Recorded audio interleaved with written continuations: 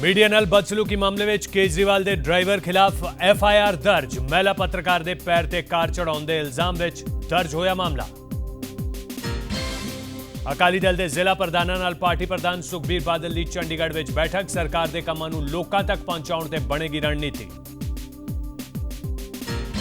नकोदर में मुख्यमंत्री बादल के संगत दर्शन का दूजा दिन। पहले दिन मुख्यमंत्री का बयान किया पंजाब के पाणियां लई हर कुर्बानी देण नूं तैयार। मोदी सरकार के कार्यकाल के अज पूरे होंगे 2 साल। उत्तर प्रदेश के सहारनपुर तो प्रधानमंत्री अज करेंगे एक हफ्ता चलने वाले विकास पर्व की शुरुआत।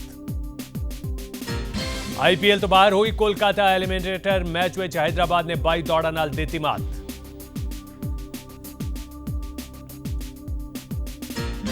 अज जलंधर में सजेगी PTC म्यूजिक अवार्ड्स की शाम। ਵੱਖ-ਵੱਖ श्रेणियों में नामवर शख्सियतां नूं कीता जावेगा सन्मानित।